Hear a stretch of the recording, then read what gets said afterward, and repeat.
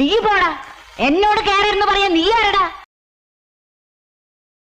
ഇതൊന്നും കണ്ട് മയങ്ങുന്നവനല്ല ഈ കൊച്ചാപ്പു.